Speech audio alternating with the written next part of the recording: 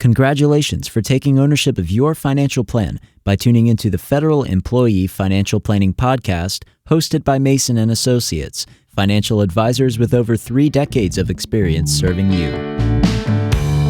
You will rest easy once your plan is done. You will see clearly just how you have won. Gone are the times where you'd hope and pray. It's gonna be a bright, sunshiny day. Welcome to the Federal Employee Financial Planning Podcast. I'm John Mason, certified financial planner, and today we have our normal crew, our 4 hosts of the Federal Employee Financial Planning Podcast. We've got Tommy Blackburn, Ben Rakes, Michael Mason, and we all share something in common, which I think is amazing.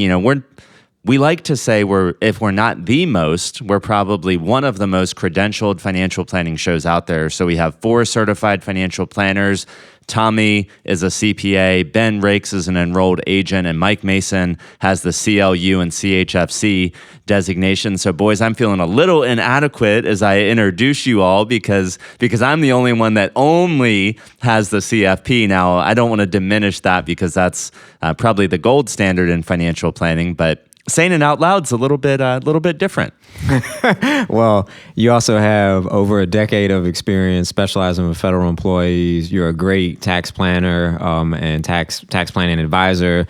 I don't know where we get these. I don't know that there are credentials we can bestow for those things, but you know what you're doing way more than most. As you said, not only are we maybe not, or maybe we are the most credentialed, or others don't have more credentials, but I guess we would say second to none, regardless.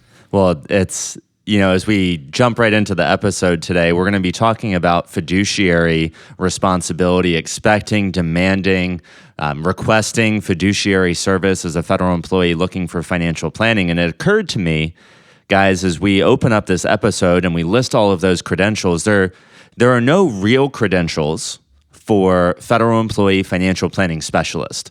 That real credential, maybe there's some fake ones out there, and hopefully I don't get in trouble for saying that, but they're fake. They're not that real, and they're not that hard to acquire. So understanding that there is no such thing as federal employee financial planning specialist credential, and there's also no such thing as be a good human credential. There is this AIF, accredited investment fiduciary, but at the end of the day, for our federal employees who are listening, there is no credential to determine that, so they're going to have to go look for that separately and do due diligence. And then there is no be a good human, be a fiduciary credential either. There's a fiduciary standard, Tommy, lumped into some of these other credentials, though. Absolutely, and also just the way you do business, whether you are subject to that fiduciary standard, which essentially means that the professional has to put your best interests ahead of their own. I think that's what we kind of want to hit on. So, John, you laid out some really important things there. Do you know me? Do you care about me? And then one of the minimum standards I think we should be looking for as well, or it's important that you know, is you should demand a fiduciary. And I'll just go into my little spiel here too. What got me going down this road was Netflix released a series called Painkiller, and it's about the opioid crisis and how the pharmaceutical companies were incentivizing doctors, paying them, giving them commissions, things to push these prescriptions, maybe without doing their due diligence, onto their patients. Probably had the best of intentions, but it was one of those things as I was watching, I was like, well, wouldn't you like to be able to trust your doctor, that your doctor is always, that there's nobody else paying them, they only care about you? And of course, that just immediately made me think of what we do around here, how we treat our clients. So maybe that helps segue us into this. People have long described, when you go to a doctor, you would demand excellence, and you don't expect to see your doctor at a Saturday at 5 p.m., do you? So a lot of people in the financial planning world, who are trying to get over this hump, whether they've launched their business or trying to become more professional, one of those, Mike, that we've heard in conferences for years is, you don't see your doctors on Saturdays, do you? Why would you meet with clients on Saturdays? But to Tommy's point, maybe doctors aren't the gold standard either. Well, yeah. Have we ever thought when we get a prescription to ask the doctor, hey, do you get a kickback on that?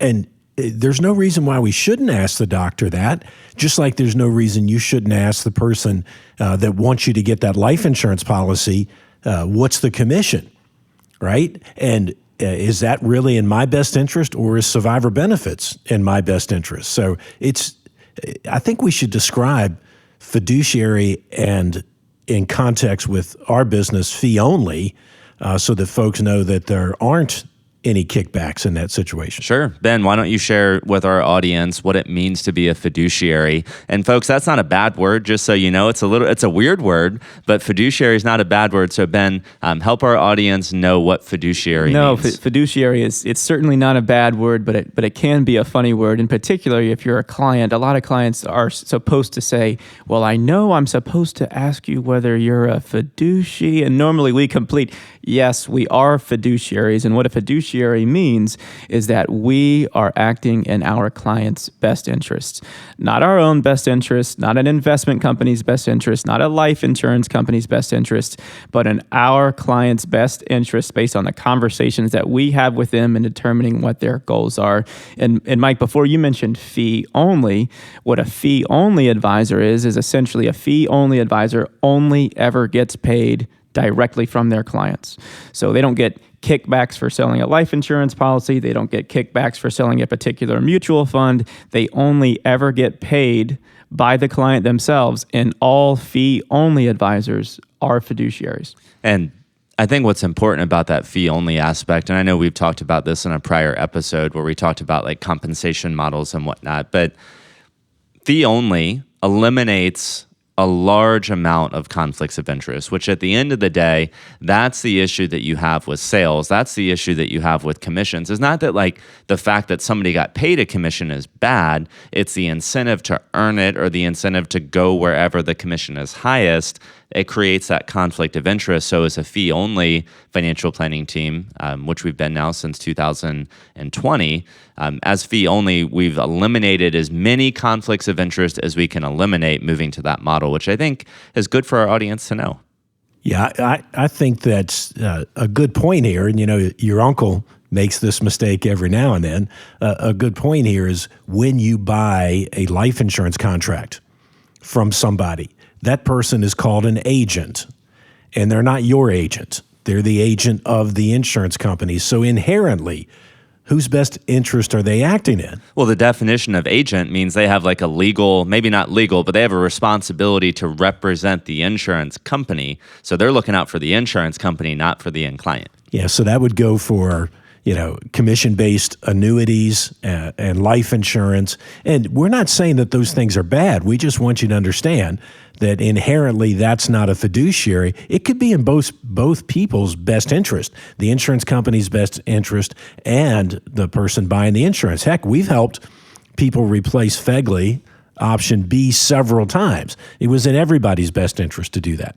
Well, it takes me down one of the thoughts that I had written down as we were preparing for this episode, in that you can't legislate, Mike, you've said this for decades, you can't legislate morality. And I bet, I would wager that there are people out there, insurance agents. We know some. I think we've had one on our podcast, Brian Gay from Boomer Insurance Group. Like, he's a insurance agent who gets paid commissions, but I believe he is holding himself to a fiduciary standard. Whether or not the government is doing that is a different story. So this brings up an entirely different concept: is, can you be a fiduciary in a commission world or in a hybrid world, even if the government's not necessarily holding you to that standard? Yeah, and, you know, I think people can, right? We've also had this discussion. You can have all the want to in the world, the want to do the right thing, the want to do the best thing, but if you don't have the no to go with it. I used insurance a minute ago. Let's go back to life insurance. What if I'm working with a federal employee who's going to double dip? You know, he's got his military retirement and he's trying to earn that federal retirement. And I think he needs more life insurance. And I never asked the question, what was your choice on survivor benefits, you know, when you retired from the military? And maybe if that person didn't take it, maybe it's better, you know, to take survivor benefits during this open season. But you have to know it's there, right? So you can have the want to all you want, but if you don't have the know to, you still can't be a fiduciary. I like the concept of the no to, because the what popped into my head as you were saying that is you also can't be a lazy fee-only financial planner. You can't be a lazy fee-only fiduciary and think that you're actually providing good advice. You know, we have in our song, Tommy, I know you like this, in our song, you can rest easy once your plan is done. And what we've been saying on this podcast and on our YouTube channel is you can rest easy because we're not. You can rest easy because we're not. So not only, you know, should a federal employee demand a few things from a financial planner, right? They should demand, you know, are you a certified financial planner? Are you a fiduciary? Do you specialize with me as federal employees? And then what are you doing to stay on the cutting edge of all this? Because how many tax laws have we had now in our career? I mean, it's insane. It'd be wild to put it on a timeline. I mean, it just seems like every year we've got something new coming out. I was thinking I would also just phrase it as like a duty of care. It's essentially like, what duty of care do you hold yourself to? Because we can't always know everything, right? But are you striving to constantly learn? And when you're out of your lane, do you bring in an expert, or do you force yourself to become the expert by putting in the work? I think that's that duty of care of just really trying to put your clients in, truly acting in their best interest, putting the work in to put their interest, to do the best job you can do. So do you bring in the expert? This podcast episode, and so this fun. This is like a CPA practice standard. Actually, is where I'm drawing that one from. Yeah, and this is so fun because Ben, I know we've made clients. You know, in my 13 years at Mason and Associates, I'm sure at your prior firm as well as here. How many times have we heard from potential clients or prospective clients when they interview us? They're like, "Wow, you guys actually know the answers to the questions I'm asking." We actually know what we're talking about, right? And it's kind of sad to hear that from a prospect, that it's a relief that we can talk to them in about 10 minutes and identify dozens of key areas where we could be helping, we could be adding more benefits to their life and making their life easier. And I think we're kind of already going down this road, so I'll pose it to the group anyway. We've identified that the CFP standards and the fee-only standards holds you to being a fiduciary, right? But we all know that you can be fee-only and you can be a CFP and give lousy advice. So there's an experience aspect that comes to it as well, which we've identified. And then on the flip side, you could be someone who's selling life insurance, or you could be a commissioned agent and give the best advice possible. So if you're a client or a prospect that's listening to this podcast, what are the other things that we need to look for other than just the credentials or someone that's saying they're fee only? What else do they need to look for on a website or interviewing a planner? Help them out, because they're probably a little bit confused right now. I think you teed this up really well for me, because at the end of the day, if you call yourself fee only and you're not, well, there's a remedy there, right? If the client thought you were fee only and you're not, there's a remedy through the federal government and the courts. But if you call yourself an expert, or you call yourself a financial planner and you just didn't know, let's go back to that survivor benefit thing. And let's say I helped that person get life insurance versus the open season of survivor benefits. Imagine that person filing a complaint. And I say, well, I didn't know. But not only did I not know, you didn't know, and you made a bad decision when you retired. So there's no remedy in my world for not knowing, right? The government can't pounce on you for not knowing everything about every possible retirement plan in America. So I guess it's harder. The hardest thing you need to do is make sure that the person that you're talking to is in the know for what you're doing, right? Because there's no remedy when they're not. And we need to leverage our resources to the best of our ability as consumers. Going out and finding financial planning advice is really hard. I spoke to a prospective client last week who has $400,000 or $500,000 and unfortunately doesn't meet our minimum. We're typically working with folks who have $700,000 or more, and she's essentially being let go by her other firm. There's some other reasons why they're no longer working together, but essentially she's below their minimum and she's looking for another financial planner. She calls us, she's below our minimum. So what we've seen is that over time, the cream of the crop, the financial planning firms who appear to be doing things the best way possible for clients, we're now having this like barbell. It's like you have the people who can get advice and the people who can't get advice. And then those people stuck in the middle, the people who maybe don't even know they need the advice, the people who have the funds to pay somebody like us, and then the folks in the middle who are trying to figure this out, they don't necessarily have a good place to turn to. So we need to leverage our resources, like who in the community, like leverage your friends, leverage your resources. What do you know about Mason and Associates? What do the Google reviews look like? What do other centers of influence and professionals think about? How long have they been in business? We're not saying, I don't think here, guys, don't work with a hybrid financial planner. Don't work with somebody who accepts commission and fees, but do your due diligence, because that may be the only service offering available to some of these folks. I think due diligence, that just really sums it up there. My mind, if you're going to work with somebody who's getting paid another way, they've got commissionable products they're going to sell, well, let's be transparent about it. And now through your due diligence with this person, get a feel for, okay, I know how you get paid. Now, how are you overcoming that incentive, or demonstrate to me what it is you're bringing to the table value for me. Is it the product, and are we just transparent? That's great. Or is the product how you go about delivering your advice? Now show me the advice, and we can at least be transparent. I now can at least see where some incentives lie. And this seems like the easy kind of just transparency at the end of the day. Do your due diligence. This is your life savings we're talking about. So we do want to, can they speak your language? Do they know you? Do they seem like they're interested in knowing you and your goals? And are they speaking the language and showing some value there? And then, of course, the social proof. Do they have other clients? Have they been in business for a while? Referrals, it usually means a lot when somebody recommends you turn your life savings over to somebody. That's not something you tell your friend that you want to have blow up on them, because they're going to come back at you. So there's probably some proof in that, but you got to do your own due diligence. I think as important as it is to be a fiduciary, which we all agree with around this table, it is everything that you all have just said around this table other than that. I think some people go online and they pull up a whole checklist of questions, and number one is ask your advisor whether he's a fiduciary or not. They say, yep, I sure am. And then you just move on and say, well, don't have to worry about that anymore.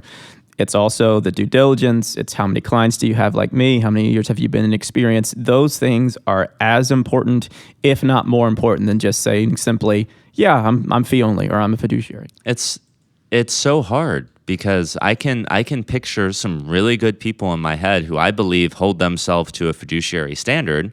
And if they are asked that question on an introductory phone call, like, hello, XYZ financial planner, are you a fiduciary?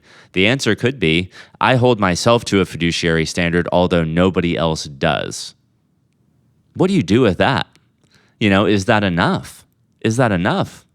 It's interesting to me, because if you did a Google search, how to find a financial advisor or financial planner, you're going to get a list of these questions. And it's going to be, are they a fiduciary? How are they compensated?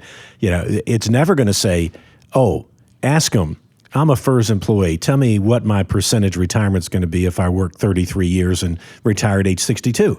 If they can't answer that, you're never going to have that as a pat answer, right? You're never going to have, or question, you're never going to have, what's the difference between CSRS offset and CSRS? You're never going to have those questions. So again, you can get a lot of stuff from the internet to find out how somebody's paid, but you can't get it on how much they know related to you. So you just made me think of something Mike and Ben was alluding to this earlier, and I think we've all kind of talked about it, is when a consumer is interviewing a financial planner, or even working with a financial planner, a certain amount of answers that go like this, I don't know, I'll have to get back to you, is acceptable, right?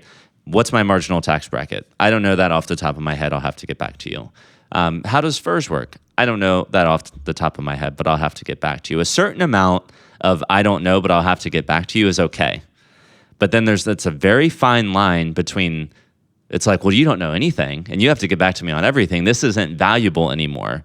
So I think for consumers, kind of like what you're saying, is that maybe how to find a financial planner should be like, as a federal employee, how to find a financial planner as a Huntington Ingalls person, how to find a financial planner as a self-employed person. And you have to be able to answer a certain amount of these questions like the back of your hand, like it's rote memorization. We know those FERS calculations, and consumers need to be able to say, it's okay for you to say, I don't know X amount of times. It's now reached a point of ridiculous, and you are clearly not an expert.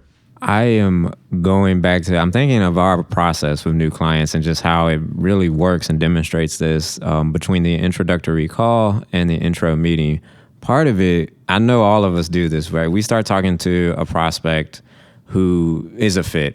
They're maybe not even a federal employee, but they're eyeing retirement.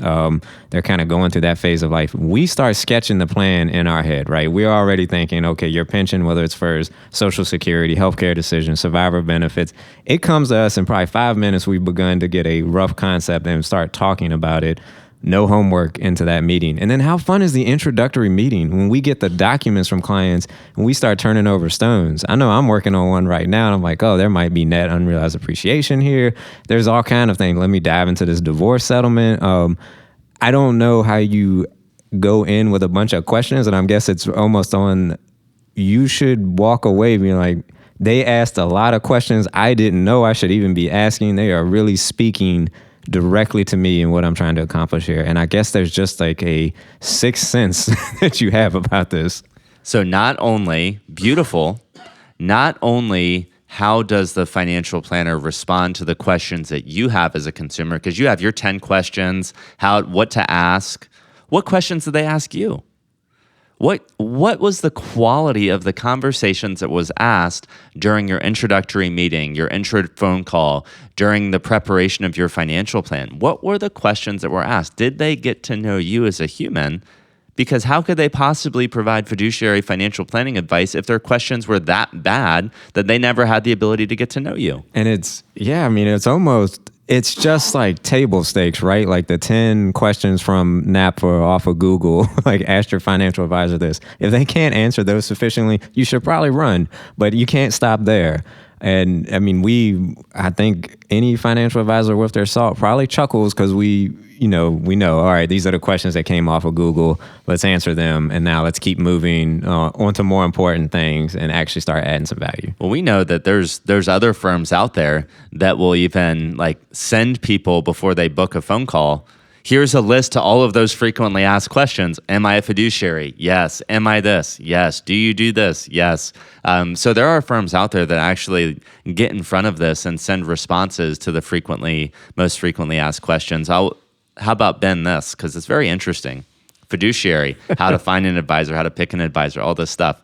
What I find fascinating about this, and it's only so fascinating because we all know how we feel about this stuff. And nowhere in this conversation have we said, you know what you should do? You should really go read an ADV. or you should really go read Form CRS, the client relationship. What is Form Client CRS? relationship summary. Client relationship summary. That's how you should determine these government forms. That's how you should go find a good financial planner. It reminds me of what you said at the onset of this conversation, which I think was really, really important. We have all of these credentials and disclosures and canned questions that we can ask that try to get us to a point where we think we're going to be able to determine whether this is a good person or not. You said at the very beginning, there is no legislation to make you a good moral person. The CFP tries to be a stand-in for that because of their standards. CPAs have standards to try to be a stand-in for that. But it's really going to be discovery. It's going to be asking all these questions. You might take a peek at the ADV. You're probably not going to get a whole lot from it, but it's really just a comprehensive process that you need to go through to find your advisor. I mean, I think it's funny, honestly, when we hear that you're only interviewing one advisor in your process of looking for someone to give you financial advice. I mean, I know for myself, I needed to find a plumber for my house, and you're going on Angie's List and all these other review aggregators, and you're looking at 500 five-star reviews, and somehow that's not enough, and you're calling and getting multiple prices. Why would we not try to do the same thing and have a long, comprehensive process with someone who's going to be giving us financial advice for the rest of our lives? We need to be interviewing more than one firm. Unless you just have this like really deep connection. Like we've been in Hampton Roads, Virginia, Mike, for 3-4 decades now doing financial planning services. And there's people that you and Ken have presented seminars to back in 1992 and 2002 and 2012. And maybe they've seen us or heard us on the radio for 3 or 4 decades, seen us at various events. And when those people are ready to retire and they come in, they already have that affinity and that relationship built up with Mason and Associates. So I think for those folks, we can give them a pass. And that's self-serving that I'm saying it, but like they've got to know us over 3 or 4 decades in some instances. That's different than just going in blind. Oh, there's no doubt. But, how many times have we been the first firm that somebody's interviewed and you check off all the boxes, right? It's okay. It's okay if somebody checks off all the boxes, not to waste your time with the other advisors in Hampton Roads. And how many times have we laughed? A radio show that went 18 years, and there has to be hundreds of financial planners in this area. And I guarantee you, not one of them sat down every other Tuesday and said, I'm going to learn something about the biggest employer group, in the area, and I'm going to listen to this show. And how many of them are sitting and listening to these podcasts across America? You are the biggest employer group in America, the secret millionaires, and the people that want to serve people won't even take the time to get educated, So I don't know. Well, this podcast, education, we're financial planners first. We do this content creation second. Fellows, if you have any, action items for the audience that we want to do, I would say my action item as we go around the table is like close your eyes and really think when you're interviewing a financial planner, how does this experience feel to me? We all know when you go to buy a used car or a new car, like that experience is gut wrenching. You instantly feel terrible. Or if XYZ window company comes over, like you feel terrible and you know it. And when you go to visit a financial planner, like if you need to pause and you need to think for a second, how do I feel in this moment? Chances are your gut instinct as a federal employee sitting across from the table or sitting across from a Zoom meeting, if your spidey sense goes off, trust it. Trust it. And John, I've been thinking throughout this recording, there's always that naysayer out there that's listening to us and thinking, well, they're saying all the right things. This is how they make their money. They're by saying the right things. Well, just understand, folks, there's no income from this podcast. There's 37 years I have of experience, and I think when we see what our win is, collectively, our win is sharing this advice, free. The second win is us doing this.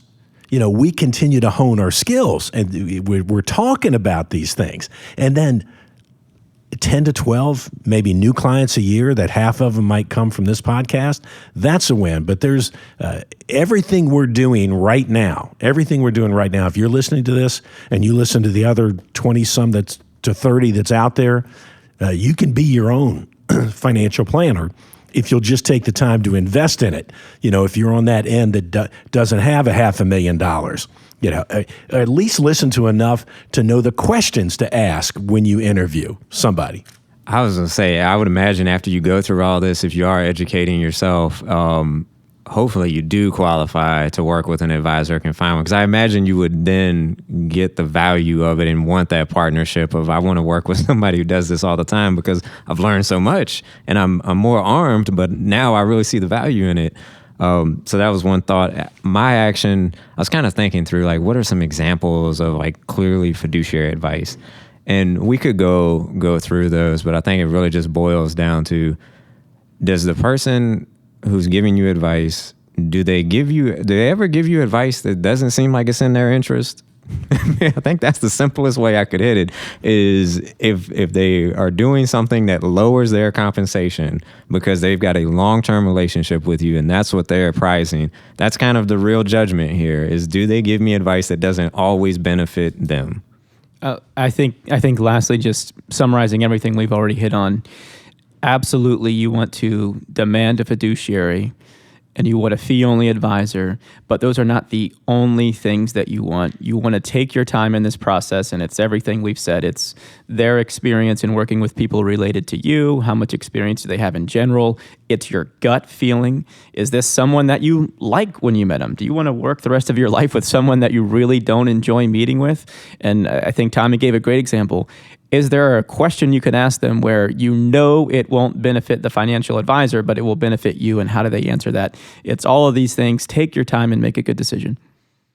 Guys, another awesome episode, Federal Employee Financial Planning Podcast. I have a few for our audience. Thank you for hanging in. We're about 30 minutes deep into this episode, I think, but I know we all do this, financial advisors, and Ken does as well, is we acknowledge conflicts of interest when they exist, right? We all kind of just beat around that a little bit, but like, has your financial planner ever acknowledged the fact that conflicts of interest exist, and regardless of compensation model, they exist? And I enjoy acknowledging those. So acknowledging conflicts of interest is another.